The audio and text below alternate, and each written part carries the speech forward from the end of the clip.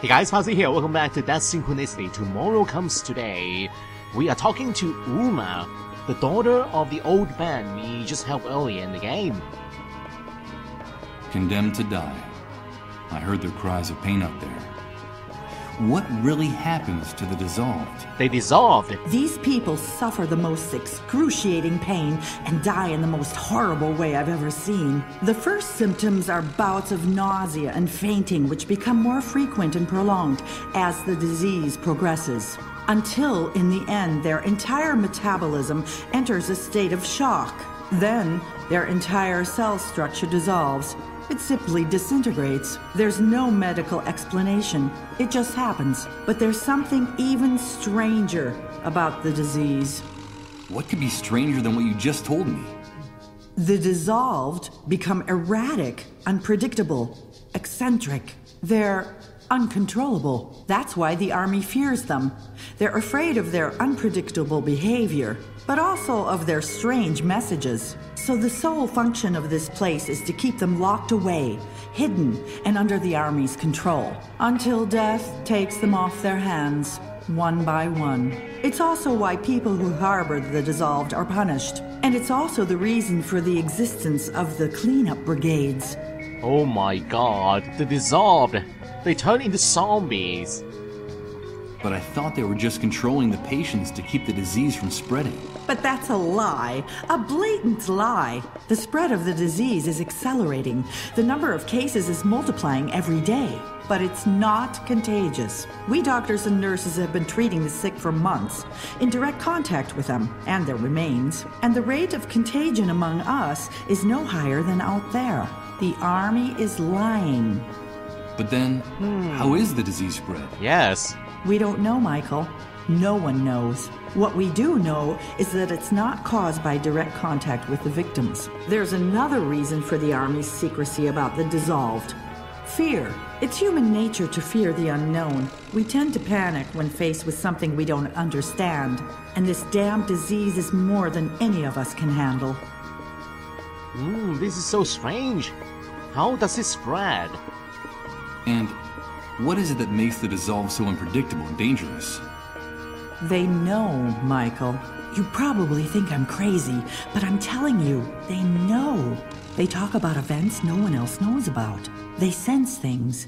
They bring back information from the places they go. And they talk to the dead there, Michael. They communicate with the dead. They know, Michael. That's all.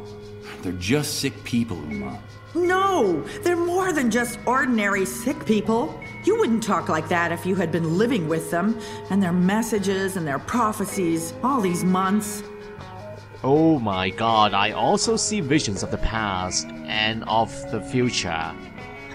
Am I slowly turning into a dissolved myself? Wait a minute.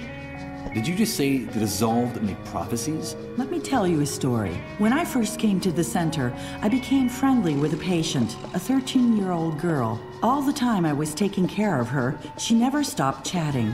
She told me all about the underground highways. She said she went there every day. Underground highways? She said they all went there when they lost consciousness. Obviously, I felt great pity for the girl, but in time I also came to feel tremendous fear. I was afraid of that poor, hopeless child. Her visions, her dreams, her messages terrified me. And then one night she sat down next to another patient, an older woman who looked surprisingly healthy. According to our calculations, this woman still had a few months to live. The woman had just lost consciousness. "Leave me alone with her," the girl said to me. "It won't be long now." And she took the woman's hand. And just seconds later, the woman started to dissolve, shrieking and writhing in pain, until there was nothing left of her but a puddle of brown, viscous liquid. The girl turned to me and said, "I knew she was leaving us, and I didn't want her to go alone. That would have been very sad, wouldn't it, Uma?" The girl's face was still dripping with the remains of the patient. She knew what was going to happen, Michael. She saw it. From then on, my fear became uncontrollable. I felt defenseless next to her. I understand. Finally, my panic was so great that I refused to go anywhere near her. And I even, God forgive me, I felt secretly relieved when she herself finally dissolved. They know, Michael. And that's why they're so dangerous to the people in power now. They know. This is some creepy stuff. The cleanup brigades. I've seen how they behave. They're savages. I despise them. They're like predatory animals, heartless and unscrupulous. The rest of the staff refuses to share the facilities with them, so their lockers are out in the hallway. That's where they keep everything they need for their hunting expeditions. The GPSs, the disease detection tests, their ID badges. Each unit is made up of 2 soldiers, 1 doctor and 1 nurse. I mean, doctors and nurses collaborating with those bloodthirsty animals. But then they say, what do you want? It's our job, and somebody's got to do it. Yes, that phrase sounds familiar. It's bone-chilling. Police and criminals using exactly the same words to justify their actions. You gotta do what you gotta do. That seems to be the slogan of the executioners of this new world. Talk to my father, Michael. Tell him that I'm all right, that he shouldn't worry, that we'll be seeing each other soon, very soon. Well, that is if I can get out safely myself. Escape from this place. But anyway, I still need painkillers. I need medicine. What about the bottle in the cabinet? In the middle of all the broken glass, and stored in the compartment for painkillers, there's a vial labeled oral morphine. Can I take that? Hey, she let me take the bottle.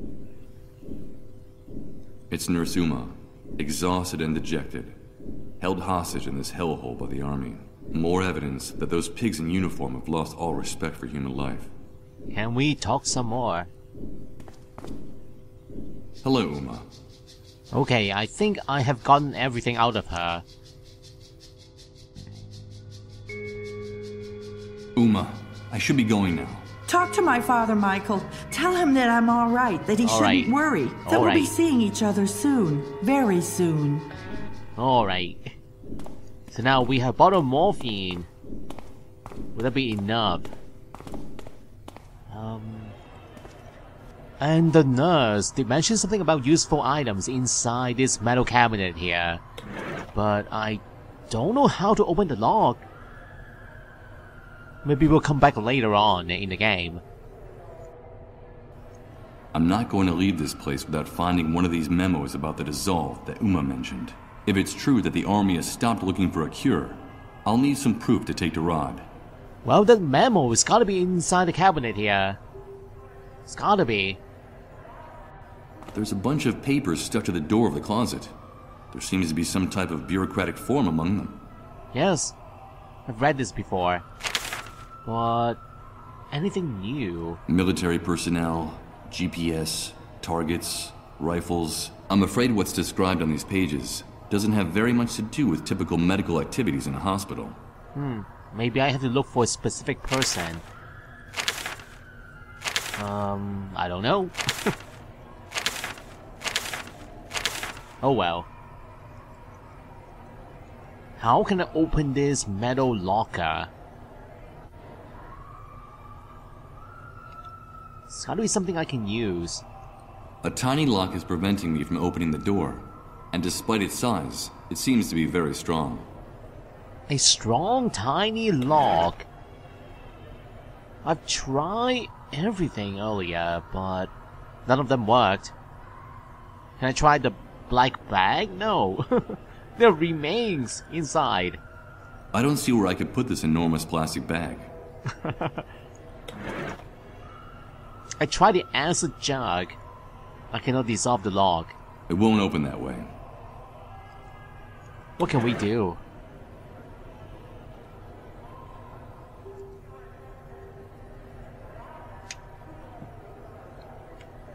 Okay, let's go back inside. Anything I miss? The locker is empty, this one. Ventilation system. Oh, wait. Ooh, dilapidated task. I have to click on this. A very old piece of furniture. Completely worm-eaten. Its decrepitude stands out even in this locker room. What about the drawers? Ooh. Let's see. Inside, I only see dust and old papers, and a tiny key. Ooh, a tiny key for the tiny lock. This has got to be the one. Yes. It's got to be it. A tiny key. The lock presumably is too. Yep. The tiny padlock. Let's see if it's the key to this closet. Yes. Bingo! Bingo. I see a yellow bucket in here with medical waste, with a handful of what seem to be tests for detecting the dissolved. Can I use it on myself? I'm not going to take any. A small red LED is blinking on all of them, an unmistakable sign that they've been used. Oops. A wooden crate? A mysterious crate with several objects inside. So, what's inside the crate? A whole bunch of items. Ooh. A phone, GPS phone. According to one of the cleanup brigade's forums, this is the device they use to navigate during their raids. Sort of like an electronic map. It looks like some satellites are actually still working after the Great Wave. Something I could easily confirm if this contraption had batteries in it. So, it has no batteries now. A rather large plywood crate. It used to hold some of the cleanup brigade's work tools. Wooden crate and an ID, hospital ID. Authorized vehicle pass. Oh. It's the ID that allows the cleanup brigades to get in and out of the hospital compound in their macabre ambulances. From what I can tell, the army can pump you full of lead if you try to come through the gate without one of these. So with the ID card in my possession here, can I come as I go through the main gate? And report on the cure. That is a photo that I'm looking for. It's an internal army memo for the hospital's medical staff. The report talks about the failure to develop a cure for the dissolved, and what's even worse, the decision to finally abandon the search for one. So that is the evidence. Alright, we're exiting the building.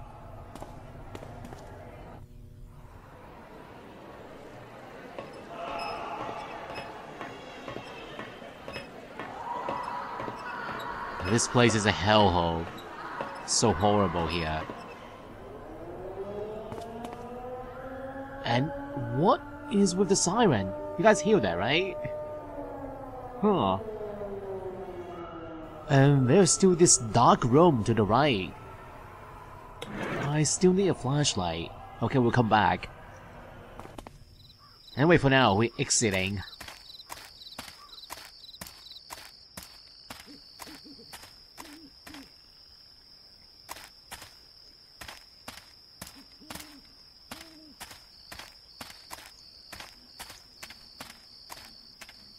Ooh, we made it past without a vision. Alright.